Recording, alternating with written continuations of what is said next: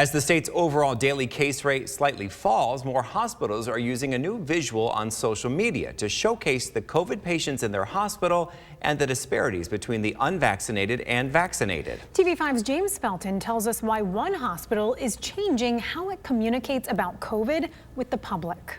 The reason we posted it is so that the local community can kind of see what we see. Matthew Dybel talking about this Facebook post from Covenant Healthcare. It shows how many COVID patients are in the hospital, whether they're vaccinated or unvaccinated, and where exactly these patients are. Dybel is the medical director of Covenant's Emergency Care Center. We want people to be able to look at this, at something that's pretty easy to digest, and make a decision for themselves. As of January 27th, 65 COVID patients were at Covenant, 60% unvaccinated. 14 of those patients were in the intensive care unit. All but one were unvaccinated. And 8 of those 14 COVID ICU patients were on a ventilator. All of them were unvaccinated. This is our way of letting people know what's actually happening locally. This isn't big government. This isn't national things. This is right here in your community. What are we actually seeing on the front lines? Dybel says he works with ill COVID patients all the time who say they should have gotten the shot. Oftentimes,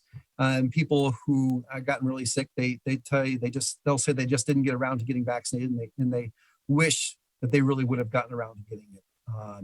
So yeah, I hear the stories of regret all the time. Dybel is adamant that getting vaccinated for COVID-19 is a personal choice. He hopes Facebook posts like these help people make an informed decision. I don't know if we're going to convince many people to get vaccinated based on this, but I do think it's nice for people who have been vaccinated to see that it does make a difference for them.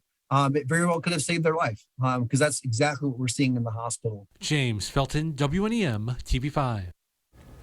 Earlier today, Moderna announced the FDA gave its 2-dose shot full approval. Meanwhile, Novavax also applied for emergency use authorization of its COVID-19 vaccine here in the U.S. Johnson & Johnson has not yet applied for full approval of its single-dose COVID vaccine.